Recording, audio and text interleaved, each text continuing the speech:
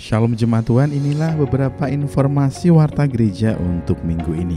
Semua kegiatan gereja dilakukan secara daring. Doa sepakat untuk saling menguatkan via Zoom dilaksanakan setiap hari Senin sampai dengan hari Sabtu pukul 7 malam. Link Zoom bisa minta ke admin gereja. Bagi jemaat yang positif COVID dan membutuhkan obat bisa menghubungi Saudari Ayu di nomor WA 0811 3328 884. Obat disediakan oleh 5 O'Clock Generation. Persembahan dan perpuluhan dapat dikirim ke rekening kas gereja di BCA nomor rekening 196 977 7779 atas nama GBI Bethany Blora. Bagi jemaat yang diberkati dengan program yang ada di channel YouTube Gereja Bethany Blora, jangan lupa untuk like, share, dan subscribe. Demikian warta Gereja Bethany dalam sepekan. Tuhan Yesus memberkati.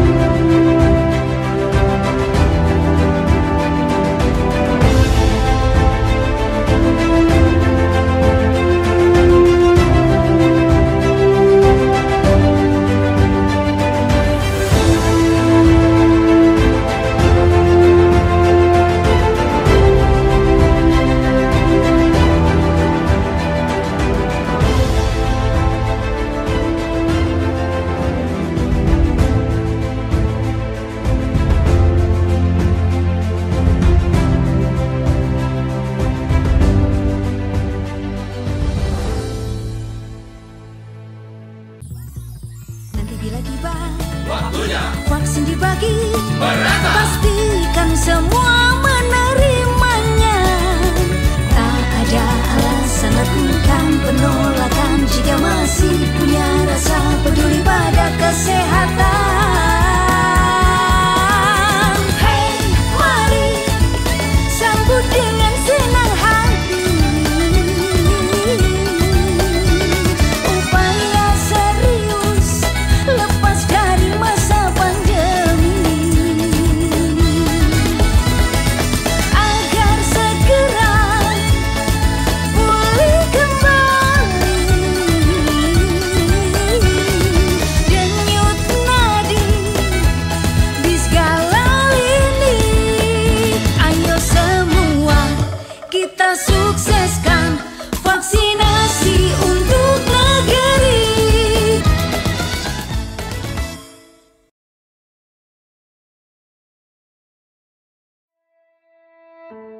Inilah gereja yang kulihat, gereja yang dibangun di atas dasar Yesus Kristus sebagai batu penjuru dan gembala agung, yang altarnya selalu penuh dengan orang-orang yang bertobat dan hatinya haus dan lapar akan Roh Kudus, yang menaikkan pujian dan penyembahan dengan penuh cinta karena karyanya di atas kayu salib yang sempurna.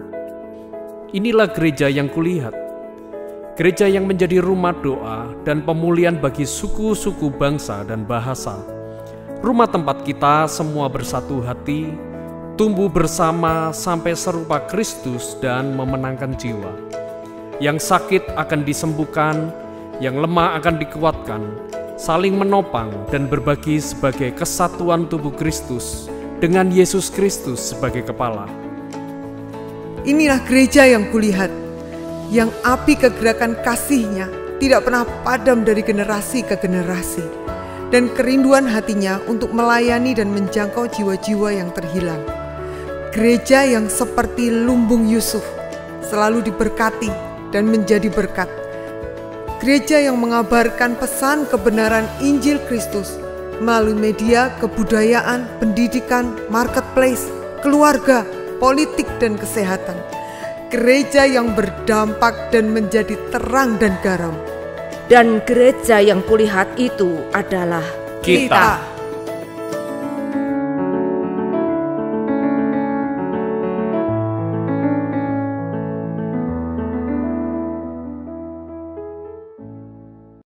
Shalom, haleluya. Berapa banyak bersukacita karena hari ini adalah hari Minggu dan kita siap beribadah. Amin, saudara. Haleluya. Mari sama-sama kita akan beribadah, nyanyi, nyembah Tuhan yang terbaik yang kita bisa berikan buat Tuhan. Dan sebelum kita mulai, mari kita sama-sama berdoa terlebih dahulu. Kami bersyukur Tuhan Yesus karena Engkau baik buat kami. Dan kami berdoa pagi hari ini Tuhan, waktu kami nyanyi, nyembah Tuhan, hadirat-Mu tidak terbatas oleh ruang. Hadirat-Mu tidak terbatas oleh waktu. Engkau melawat kami di rumah-rumah kami kapanpun itu Tuhan. Waktu kami nyanyi dan menyembah Engkau. Terima kasih Tuhan Yesus, di dalam nama Yesus. Haleluya, amin.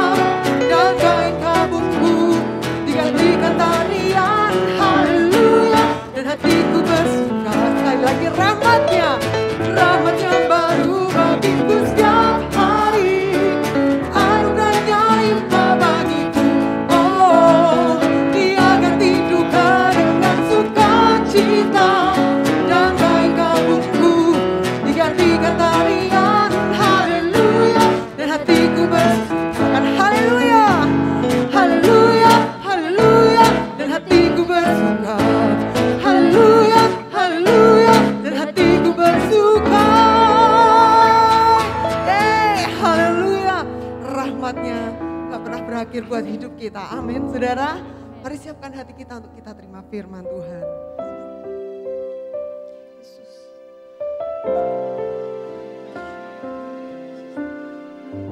Yesus, Yesus, Kau kerinduanku,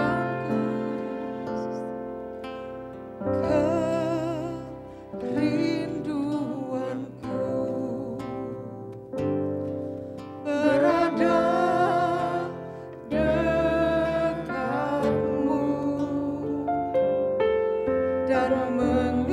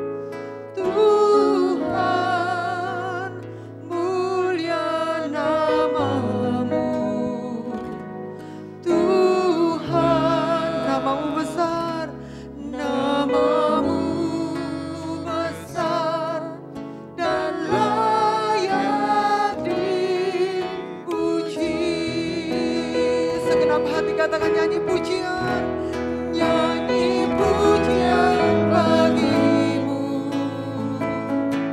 Tuhan, pujian bagimu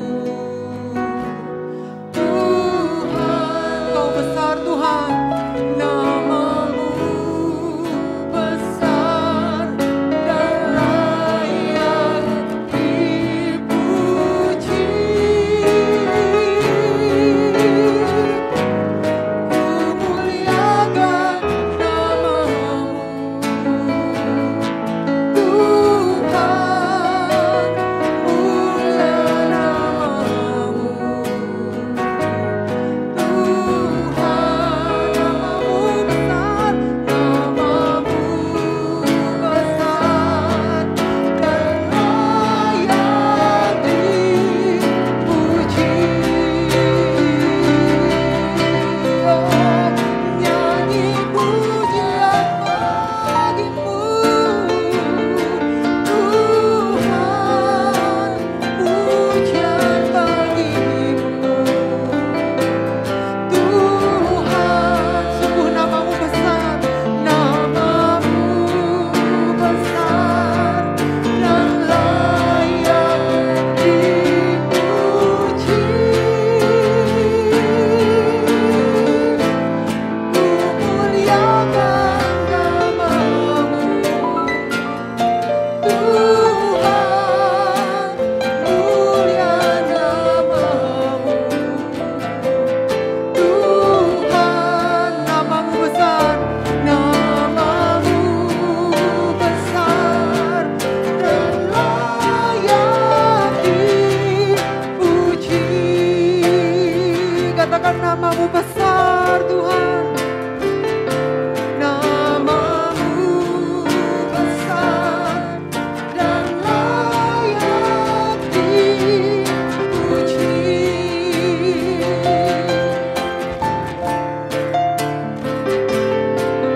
Namamu besar dan layak dipuji.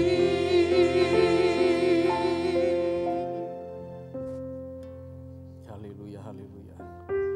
Terima kasih Tuhan buat hari ini. Kalau kami ini bisa datang dalam rumah Tuhan kembali, sekalipun kami masih ada di rumah, tapi kami tahu bahwa hadirat-Mu tidak terbatas dengan apapun Tuhan, dengan ruang dan waktu. Kami mau mengizinkan, mengundang Tuhan, Kau hadir di tengah-tengah kami. Kau hadir di keluarga kami Tuhan. Baik hari ini Tuhan. Terima kasih Tuhan, terima kasih. Dan kami mau izinkan Tuhan Kau berbicara dalam setiap hati kami Tuhan. Biarlah firman-Mu yang merubah kami. Biarlah firman-Mu yang membawa terobosan yang baru dalam setiap kehidupan kami. Yang mati akan dibangkitkan, yang sakit akan disembuhkan melalui kuasa firman-Mu. Berbicaralah Tuhan, sebab kami siap mendengar apa yang Tuhan mau bicara. Terima kasih di dalam nama Yesus. Haleluya.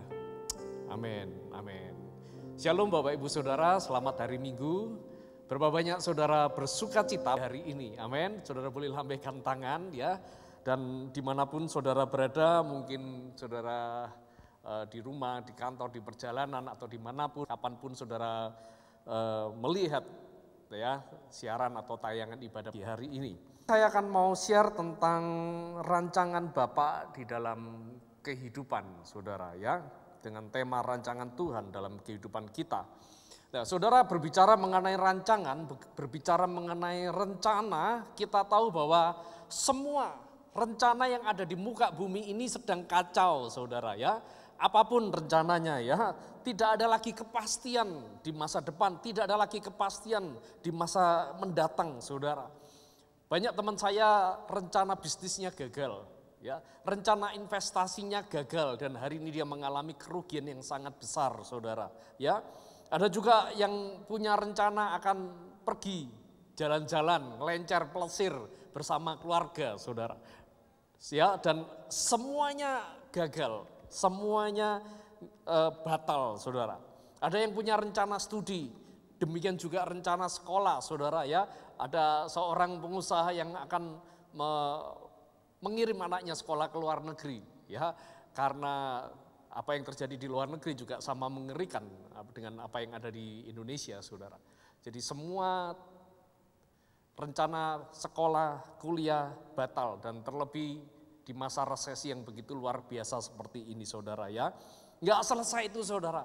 Ada rencana pernikahan, saudara ya, yang juga batal. Ya, saya cukup iba dengan para bisnis dari teman-teman yang ada di dunia bisnis pernikahan, saudara ya, lighting, sound system, saudara, fotografi dan segala macam, saudara. Dalam sekejap semuanya dibatalkan, saudara. Saudara boleh sebutkan rencana apa yang tidak kacau hari-hari ini? Semua rancangan kacau, semua rencana batal, saudara. Ya, karena tidak ada kepastian. Tapi saya mau katakan, ada sebuah rencana yang tidak pernah gagal yang ada di atas muka bumi ini. Apa itu, saudara? Yaitu rancangan Tuhan di dalam setiap saudara dan saya. Makanya dalam kitab Ayub 42 ayat 2 ya, Ayub katakan demikian, aku tahu bahwa engkau sanggup melakukan segala sesuatu dan tidak ada rencanamu yang gagal, saudara. Ayub ini adalah contoh kehidupan seorang yang mengalami musibah yang luar biasa sulitnya, luar biasa mengerikan, bahkan mungkin belum pernah terjadi lagi setelah Ayub, saudara. Tapi bagaimana akhir dari kisah kehidupan Ayub? Bagaimana Tuhan memulihkan kembali sampai pada sebuah kesimpulan Ayub keluar dari mulutnya sendirian dan dia katakan kepada Tuhan, Tuhan, bahwa memang tidak ada rencanamu yang gagal. Ya, pagi ini kita akan belajar, saudara. Bagaimana di dalam kegagalan kita, di dalam keterpurukan segala rancangan-rancangan kita, mungkin kita merasa bahwa ada rancangan Tuhan di dalam setiap kehidupan kita. Dan hari-hari ini sedang menghadapi masa yang sulit juga rancangan tersebut, saudara. Dan kita akan melihat apakah Tuhan juga akan gagal. Apa yang Tuhan akan kerjakan dalam setiap kehidupan kita. Ada dua hal prinsip tentang rancangan Tuhan yang saya mau sampaikan pagi hari ini. Dan saya berdoa setiap kita bisa mengenal prinsip ini. Supaya kita tahu bahwa ada hal-hal yang memang gak sesuai dengan akal pikiran manusia. Dan izinkan firman akan terjadi menggenapi dalam setiap kehidupan kita. Prinsip yang pertama tentang rancangan Tuhan. Bahwa rancangan Tuhan itu jalannya selalu berbeda dengan jalan setiap kita, saudara. Ya. Ada seorang hamba Tuhan yang sampaikan demikian, yang saya cukup diberkati, dia bilang gini, Tuhan itu jalannya selalu beda dengan jalan kita. Kita pilih jalan B, maka Tuhan akan pakai jalan A. Ya. Tapi kalau kita manusia, kita rancangkan jalan A, B, C, D, maka Tuhan bisa pakai jalan E, F, G, H, dan seterusnya, saudara. Ya.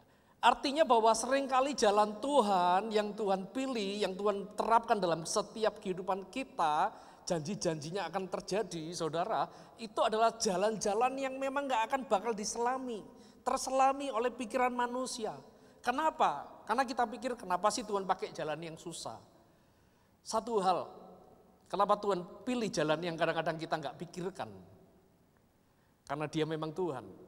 Sebab kalau jalan-jalan Tuhan kita bisa alami, kita bisa terselami, saudara. Maka tiba-tiba kita merasa bahwa kita gak butuh Tuhan dalam setiap kehidupan kita. Nah, kita akan melihat sebuah kisah di mana ada sebuah rencana Tuhan yang luar biasa, ya, rencana penyelamatan Tuhan kepada sebuah bangsa, kepada umat yang dikasihinya, saudara. Sekalipun itu di tengah masa yang sulit, sekalipun itu di tengah yang kelihatannya nggak mungkin akan terjadi, tapi tetap akan terjadi sebab firman-Nya tidak pernah gagal dalam setiap kehidupan saudara dan saya. Setuju katakan amin, saudara. Ya, kita buka dalam 1 Samuel 9 ayat yang ke-15. Kita baca dari ayat yang ke-15 sampai ayat yang ke-21. 1 Samuel pasal 9. Ya, 1 Samuel 9 dan 1 Samuel ayat 10 ini adalah sebuah rangkaian cerita kisah di mana Tuhan sedang membangkitkan seorang raja di tengah-tengah bangsa Israel. Ini raja pertama yang ada, yang Tuhan bangkitkan di tengah-tengah bangsa Israel. Dan bagaimana Tuhan membangkitkan raja di tengah-tengah bangsa Israel, bukan di waktu mereka sedang makmur, bukan di waktu mereka sedang tenang, masa tenang. gitu saudara ya. Sehingga mereka bisa pilih raja. Enggak saudara, justru di masa yang sulit Tuhan pilih seseorang untuk menjadi raja.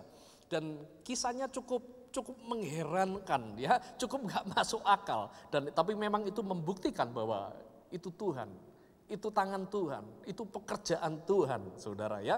Yuk kita baca dari ayat yang ke-15. Tetapi Tuhan telah menyatakan kepada Samuel sehari sebelum kedatangan Saul. Demikian 16. Besok kira-kira waktu ini aku akan menyuruh kepadamu seorang laki-laki dari tanah Benyamin. Engkau akan mengurapi dia menjadi raja atas umatku Israel, dan ia akan menyelamatkan umatku dari tangan orang Filistin. Sebab aku telah memperhatikan sengsara umatku itu karena teriakannya telah sampai kepadaku. 17. Ketika Samuel melihat Saul, maka berfirmanlah Tuhan kepadanya, inilah orang yang kusebutkan kepadamu itu, orang ini akan memegang tampuk pemerintahan atas umatku. Dalam pada itu Saul datang mendekati Samuel di tengah pintu gerbang dan berkata, maaf, di mana rumah pelihat itu? Ternyata Saul nggak mengenal Samuel, saudara ya. Tapi nanti saya akan jelaskan ceritanya, saudara. Ya, jawab Samuel kepada Saul kepadanya, akulah pelihat itu. Naiklah mendahului aku ke bukit. Hari ini kamu makan bersama-sama dengan daku. Besok pagi aku membiarkan engkau pergi dan aku akan memberitahukan kepadamu segala sesuatu yang ada dalam hatimu. Adapun keledai-keledaimu yang telah hilang 3 hari lamanya sampai sekarang, janganlah engkau khawatir sebab telah diketemukan. Tetapi siapakah yang memiliki segala yang diingini orang Israel? Bukankah itu ada padamu dan pada seluruh kaum keluargamu? Tetapi jawab Saul, bukankah aku seorang Benyamin, suku yang terkecil di Israel, dan bukankah kaumku yang paling hina dari segala kaum suku Benyamin? Mengapa Bapak berkata demikian kepadaku? Nah, cerita ini cerita di mana waktu itu bangsa Israel sedang dalam keadaan yang sangat terpuruk, saudara. Ya. Mereka setelah diselamatkan Tuhan menempati sebuah tanah perjanjian, saudara. Hidup mereka ini adalah bangsa yang meninggalkan Tuhan. Maka apa yang terjadi? Musuh datang, Filistin datang, menyerbu mereka. Mereka berperang, saudara. Ya, apa yang terjadi? Bangsa Israel mengalami kekalahan. 4.000 orang mati dalam pertempuran, saudara. Ya. Lalu mereka bertempur kembali untuk kedua kali. Dan mereka pikir, wah ini mereka kalah karena nggak ada tabut perjanjian. Kalau dulu mereka berperang, ada Yosua selalu membawa tabut di depan, makanya mereka menang. Nah, hari itu mereka ambil itu tabut, saudara. Dan mereka maju berperang. Mereka pikir kalau mereka bawa tabut, mereka menang, saudara. Waktu tabut itu diambil, saudara, bangsa Israel bersorak-sorai, saudara ya. Sorak-sorainya dikatakan itu menggema. Nanti saudara bisa baca ya di 1 Samuel 4 dan 5. Pasal 4 dan pasal 5, saudara. Ya. Itu sampai orang Filistin dengar sorak-sorainya orang Israel. Mereka gentar, mereka ketakutan. Mereka sampai bilang gini, weh itu tabut perjanjian, tabutnya orang Israel keluar itu. Itu tabut yang memimpin orang Israel keluar dari Mesir dan membunuh pasukan Mesir yang begitu banyak. Itu tabutnya keluar. Mereka takut, orang Filistin takut, hari itu mereka kalah. Tapi orang Filistin katakan, ayo kita menguatkan hati kita. Jangan takut. Ya, apa yang terjadi? Mereka bertempur, saudara. Dan terjadilah pertempuran yang begitu besar luar biasa.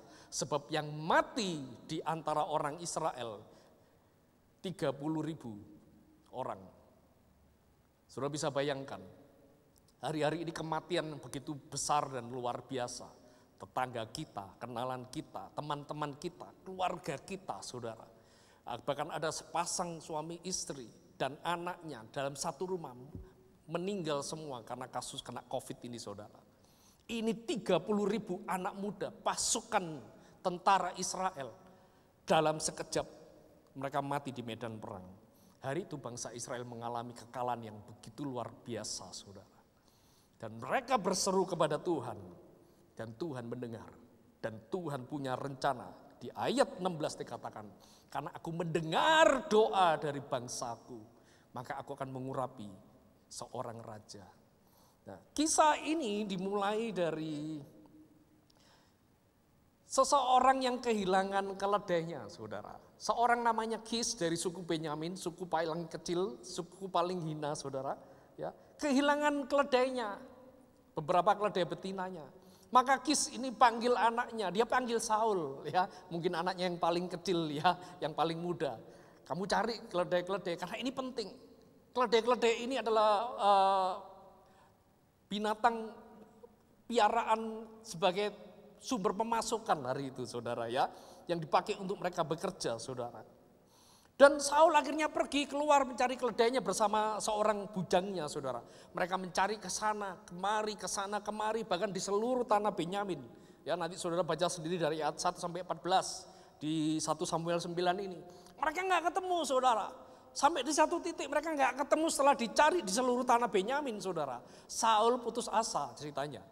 Dan Saul waktu dia mau ngajak pegawainya ini pulang, ya, pegawainya bilang gini, Tuhan, kita jangan pulang dulu.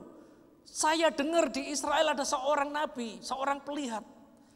Ya, ayo kita datang ke sana, kita minta petunjuk, siapa tahu dia bisa menolong, saudara. Singkat cerita Saul dan pegawainya, ya, mereka datang berangkat dan mereka mencari Samuel, saudara. Dan ketemulah mereka dengan Samuel. Nah, saudara perhatikan, alur cerita ini sepertinya cerita biasa. Alur cerita ini bukan tentang keledai yang hilang. Sampai seorang hamba Tuhan bilang gini, bahwa kisah tentang Saul bukanlah cerita biasa yang terjadi secara kebetulan. Sebab ini cerita adalah milik Tuhan dan disutradarai oleh Tuhan sendiri, saudara. Ya. Ini yang bicara adalah Bryce Morgan. Ya. Jadi, saudara, saya akan mengajak saudara berpikir. Dari rencana Tuhan akan mengangkat seorang raja, dimulai dari keledai yang hilang, seorang anak muda yang disuruh bapaknya mencari keledai ini, saudara, dan seorang pegawai yang diajak oleh Saul, dan pegawai ini yang pernah mendengar tentang Samuel, dan seorang nabi hambanya yang namanya Samuel. Dari 4 hal ini, saudara, terjadilah sebuah pertemuan ilahi di mana rancangan Tuhan terjadi di dalamnya. Jadi artinya bahwa cerita tentang keledai yang hilang ini bukan sebuah kebetulan. Bukan sebuah kebetulan juga kalau ada seorang pemuda mencari keledai bapaknya. Bukan sebuah kebetulan seorang bujang, ya, yang memiliki, yang pegawainya Saul ini, yang mengerti informasi, pernah dengar tentang nabi, pelihat yang bisa menolong. Dan hari itu mereka sudah kehabisan bekal, saudara, waktu mereka mau bertemu dengan hambanya Samuel ini. Sebab mereka punya kebiasaan kalau mereka datang ke seorang hamba Tuhan, nabi, mereka harus membawa persembahan, saudara. Ya. Tapi bujangnya ini katakan, gak usah khawatir Saul, sebab aku masih punya 1/4 sikal perak sebagai persembahan. Bukan sebuah kebetulan, hambanya masih punya uang, sikal perak. Bukan sebuah kebetulan waktu mereka berjalan, mereka bertemu dengan gerombolan gadis-gadis yang tahu betul di mana letak rumahnya Samuel, saudara.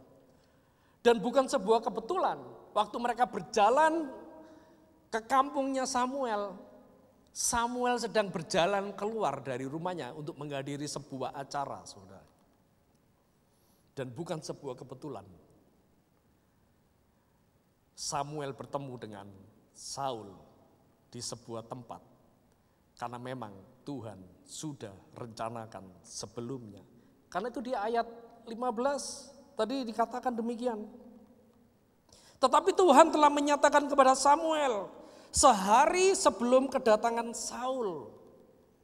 Saudara lihat, ada seorang sutradara besar di balik segala cerita, kisah yang luar biasa, yang hebat, kisah tentang penyelamatan, Kisah tentang pertolongan.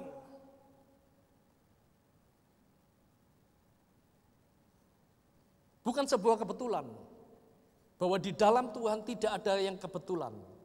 Saya percaya bahwa tidak ada kebetulan hari ini kalau saudara dengar pesan firman Tuhan ini.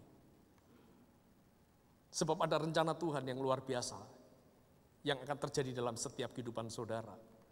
Yang kelihatannya mungkin rencana itu sedang gagal.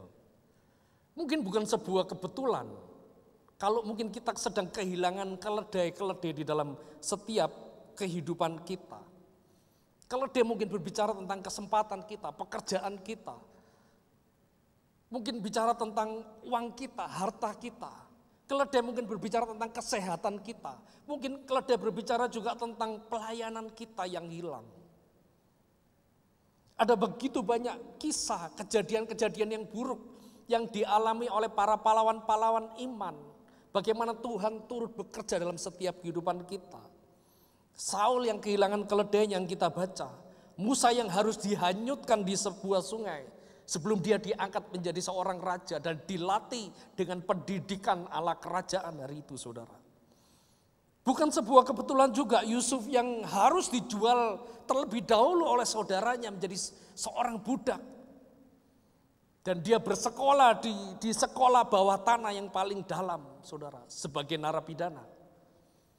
Dan di sebuah kesempatan, di sebuah titik di waktu Tuhan, dalam sekejap Tuhan bisa angkat Yusuf menjadi seorang raja. Bukan sebuah kebetulan jika murid-murid Yesus hari itu, mereka juga mengalami yang namanya aniaya, dipukuli, disesa. Mereka dikejar, mereka dibunuh, saudara. Dan mereka harus keluar dari Yerusalem. Karena ada sebuah rencana bahwa Injil harus diberitakan sampai ke bangsa-bangsa. Karena itu apa yang kita mau belajar pagi hari ini bersama-sama, saudara. Jika terjadi sesuatu yang kelihatannya buruk, yang sedang menimpa dalam setiap kehidupan kita, saya mau sampaikan pagi hari ini, jangan panik, jangan khawatir, jangan takut, tenang. Tuhan katakan, diam dan tenang. Ketahuilah aku Tuhan, aku adalah Allah. Aku ada di balik layar dari semua cerita manusia. Dari semua kisah cerita yang ada di dalam dunia ini. Tuhan katakan, akulah sutradara agungnya. Dan akan ada selalu masa depan yang penuh pengharapan, kebaikan, sukacita, rancangan yang sempurna yang ada dalam setiap umatnya. Tuhan katakan jangan khawatir, jangan takut. Apa yang harus kita lakukan, saudara? Jika hari ini mungkin kita kehilangan keledai kita, pekerjaan kita, apa yang kita harapkan, mungkin pasangan kita, keluarga kita, orang-orang yang kita cintai, saudara. Tuhan katakan berserah. Ikuti aja alurnya. Saya teringat waktu Tuhan suruh saya dan istri saya, kami berdua ini membuat sebuah sekolah, saudara ya. Kami tidak punya latar belakang seorang pendidik, sebab kami punya latar belakang sekolah yang berbeda. Saya sekolah teknik, saudara ya, sementara istri saya dia belajar dari teknik juga pertamanya, lalu ke teologi, saudara. Waktu itu kami cuma bilang gini, Tuhan kalau memang ini rancangan Tuhan, saya percaya bahwa Tuhan yang akan atur semuanya. Tapi apa yang kami hadapi, apa yang kami lihat di depan mata kami, saudara, bukan hal yang mudah. Justru hal yang sulit, hal yang kelihatannya nggak mungkin. Kami harus melewati sebuah rintangan yang kami nggak pernah terlatih sebelumnya. Yang kami nggak pernah dilatih, kami pernah dipersiapkan sebelum. Kami cuman belajar berserah dan percaya aja dari apa yang Tuhan mau bicara, Tuhan mau tuntun, saudara. Ya. Kebetulan hari itu ada seorang hamba Tuhan yang meneguhkan panggilan kami, ya. Dan hamba Tuhan ini pula yang mencoba menolong, saudara. Ya. Dia bilang gini kepada istri saya, Tanti, saya akan kenalkan kamu, ini ada teman saya. Dia seorang pendeta di Singapura dan dia punya sekolah yang besar dan luar biasa. Ya. Saya kenal baik, saya akan perkenalkan kamu supaya kamu belajar bagaimana membangun sebuah sekolah yang bagus. Ya. Kami cukup senang, saudara. Setelah itu nggak lama, saudara, ada sebuah kabar lagi dari teman kami, seorang hamba Tuhan ini, dia bilang, oh kebetulan teman saya ini punya manajer ya area di Indonesia. Karena mereka sedang buat sekolah juga di Indonesia. Jadi sekolah di Singapura buat sekolah di Indonesia. Jadi ada manajer satu orang yang dikirim, saudara. Ya, dan kamu akan ketemu, diatur pertemuannya di Jakarta nanti. Ya. Hari itu kami bersiap-siap, ya, kami berdua berangkat ke Jakarta, saudara. Ya, dan kami ketemu, kami ngobrol, kami bawa semua surat persiapan kami, apa yang kami sudah siapkan, apa yang kami miliki, segala rancangan rencana tentang sekolah, saudara. Ya, dan kami berharap ini orang bisa membantu kami, saudara. Ya. Dan singkat cerita, ini orang, ya, manajer yang ada di Indonesia, dia nggak tertarik, saudara. Dia nggak memandang kami. Dia pikir bahwa rencanamu sekolah ini bagus, tapi kelihatannya nggak ada harapan, nggak ada masa depan kalau kamu yang pimpin. Ya. Seolah-olah demikian. Akhirnya waktu kami pulang, jujur kami pulang dengan rasa kecewa. Ya. Karena kami pikir ini sepertinya jawaban Tuhan. Sesuatu yang baik. Sepertinya sebuah pintu yang terbuka untuk kami bisa jalan. Sesuai dengan rencana Tuhan, apa yang Tuhan mau. Tapi ternyata kami ini ditolak, saudara. Dia nggak tertarik untuk menolong, nggak tertarik untuk membantu kami, saudara. Ya. Lalu dengan keadaan kecewa, dalam keadaan gelo, saudara, ya, kami cuma berdoa, Tuhan, kami percaya kalau memang Tuhan ini suruh, Tuhan akan buka jalan, yang pintu yang jauh lebih besar, lebih baik. Dan betul, saudara, nggak seberapa lama, saudara, teman saya yang seorang hamba Tuhan ini nelpon lagi. Lalu dia bilang gini, ayo kamu diundang di Singapura.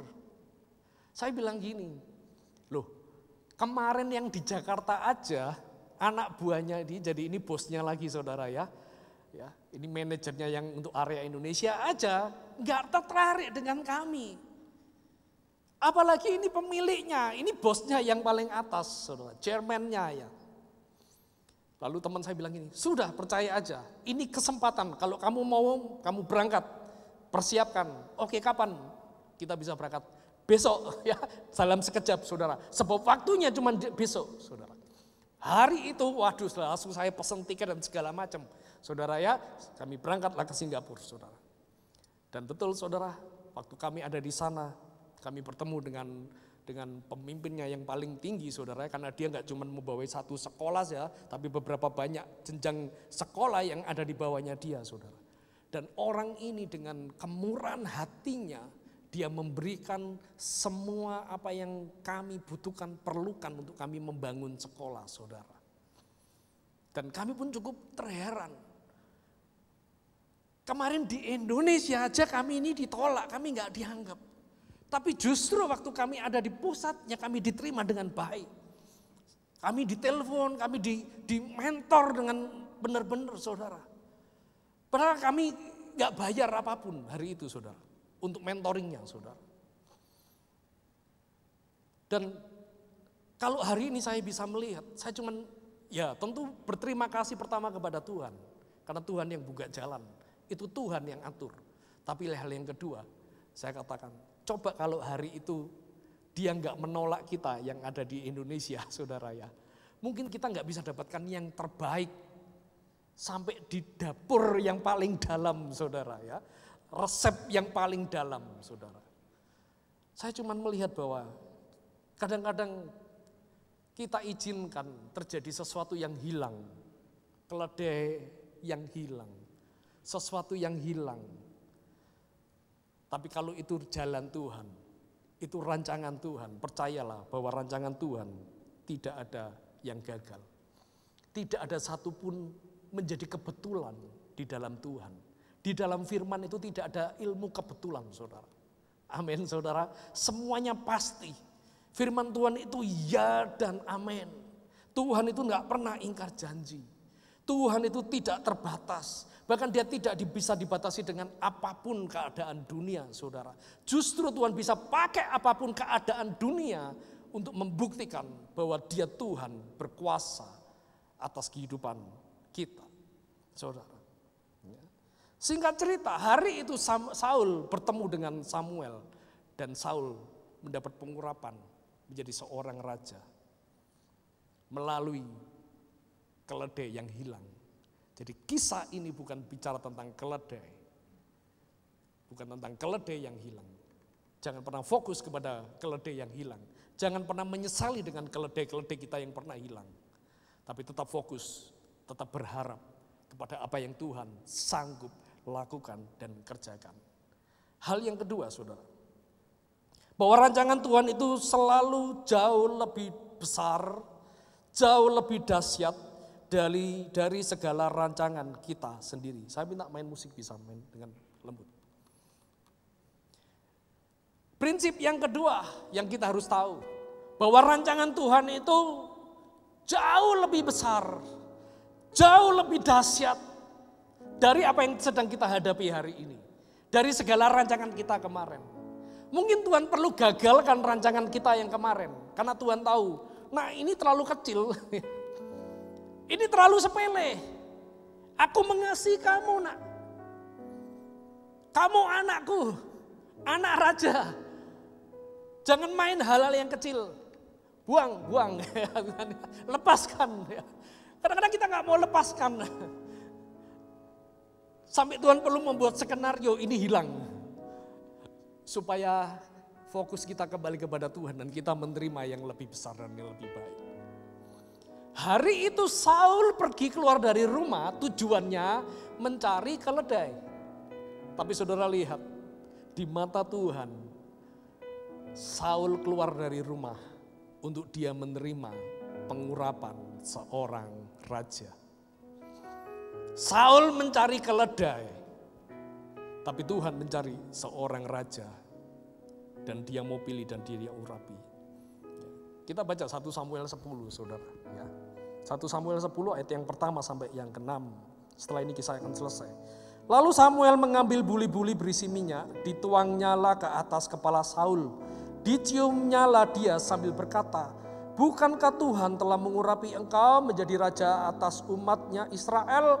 Engkau akan memegang tampuk pemerintahan atas umat Tuhan. Dan engkau akan menyelamatkannya dari tangan musuh-musuh di sekitarnya. Inilah tandanya bagimu bahwa Tuhan telah mengurapi engkau menjadi raja atas miliknya sendiri.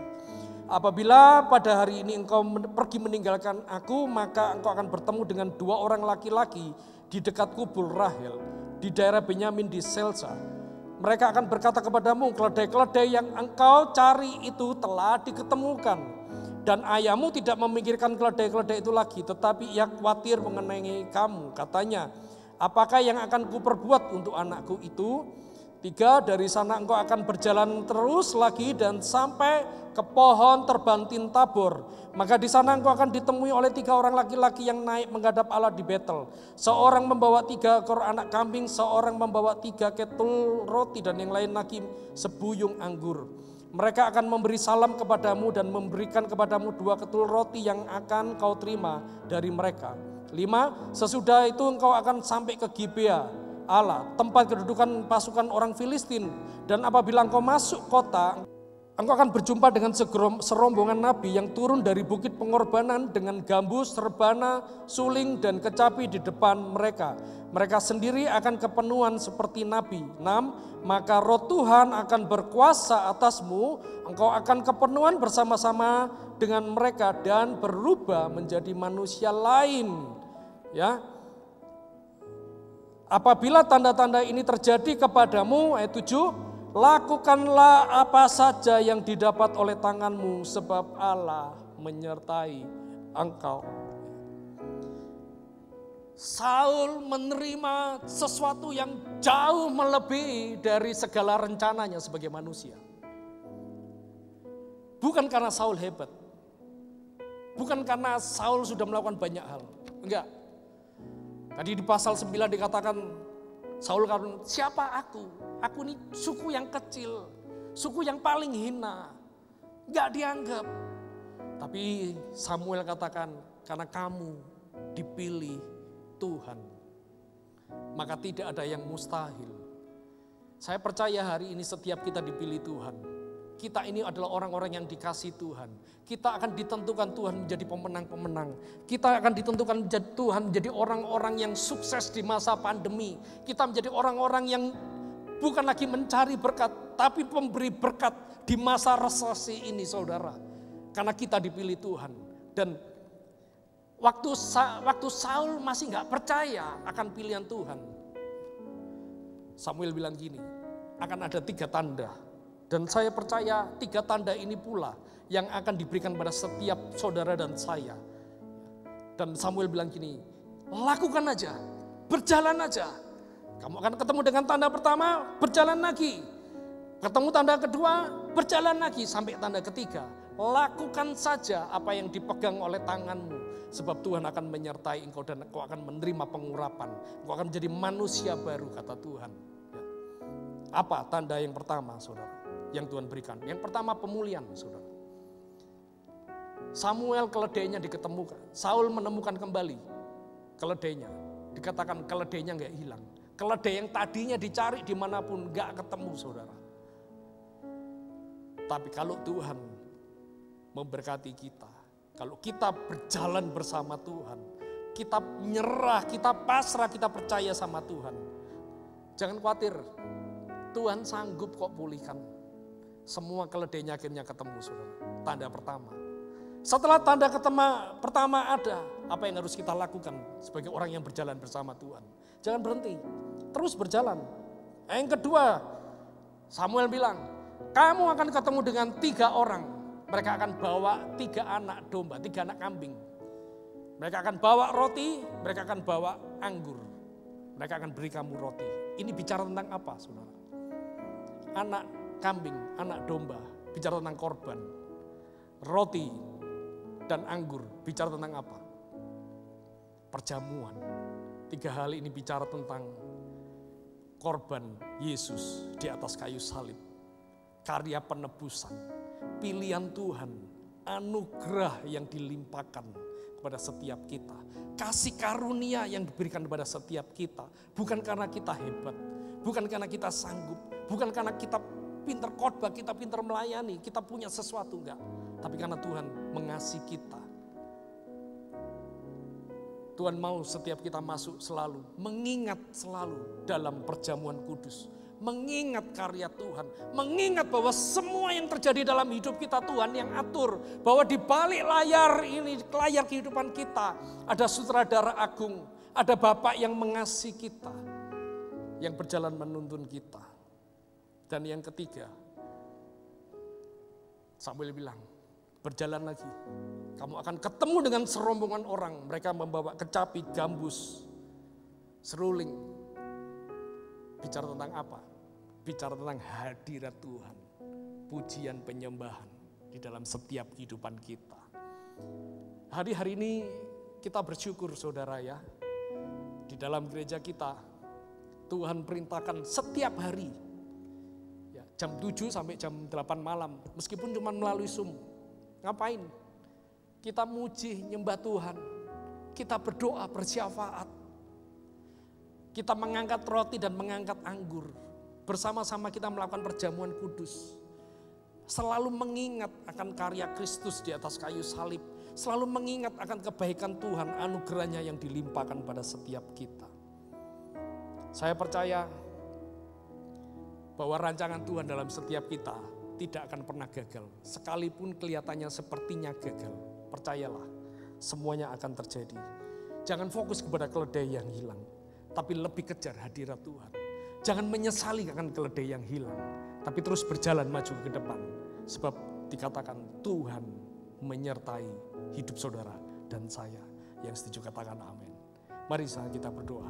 Kita akan persiapkan anggur dan roti perjamuan pada hari ini, saudara. Korapasyakapa.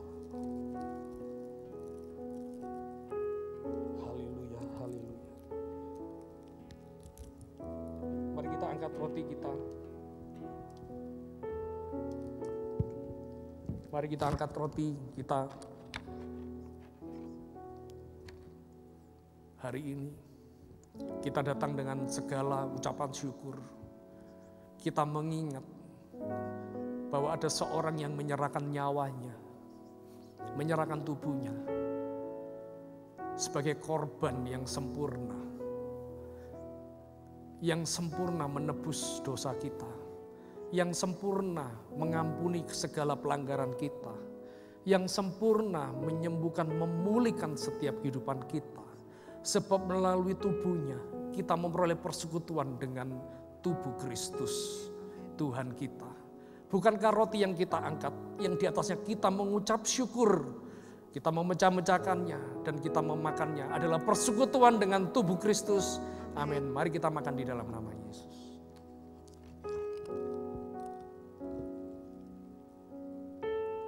Mari kita angkat anggur tinggi di tangan kanan kita.